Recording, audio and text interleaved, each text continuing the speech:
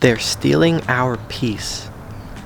It's the one thing we have that can't be taken away unless we let it. We started this homestead not just to grow food, but to keep a sense of peace in this crazy world. Food security was part of it, but really, it was about protecting our sanity, our family, and our freedom to live quietly on our own terms. And yet, it feels like every year since 2020, that peace has been slowly slipping away. I remember when 2020 hit, it was like the world went insane overnight. Suddenly, our basic rights to exist quietly, to have opinions, to go to the grocery store, became privileges we had to earn. Papers, records, rules, things that never used to matter suddenly mattered more than common sense. You don't think like us? You're the enemy. You made a different medical choice? You can't come in here. It was like overnight, we forgot how to think for ourselves. I'll never forget being in the mall in Lancaster back in April of 2020. There were people packed shoulder to shoulder, touching every arcade game in sight. But I was asked to leave because I didn't have a mask on. It wasn't about safety anymore. It was about control. And the more people complied, the angrier and emptier the world felt.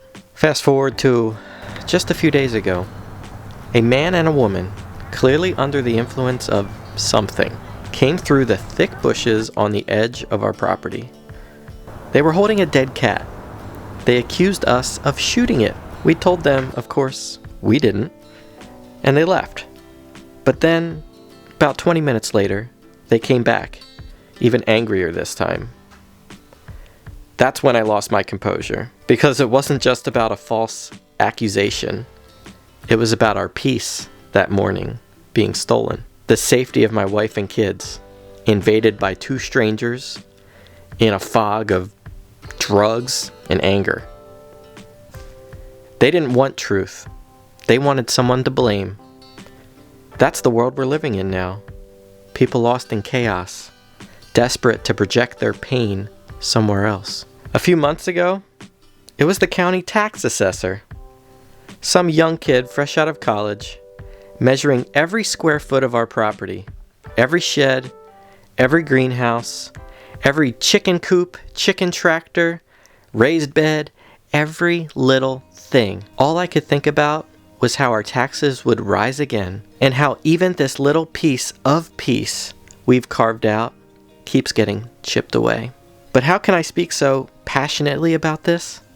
Because I used to be one of those people, lost in the chaos, trying to make sense of a world that doesn't make sense. In searching for clarity, I found something better. Simplicity. The garden. The soil. Chickens. The rhythm of honest work.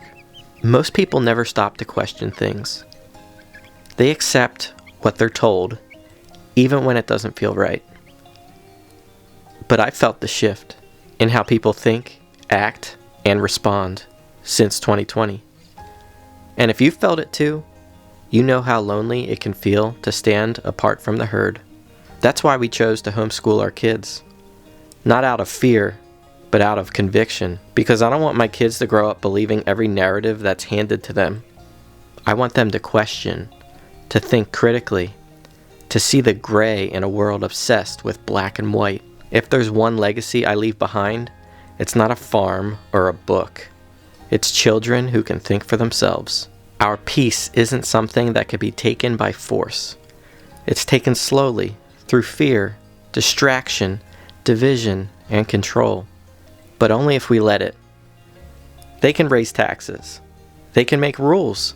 They can spread fear.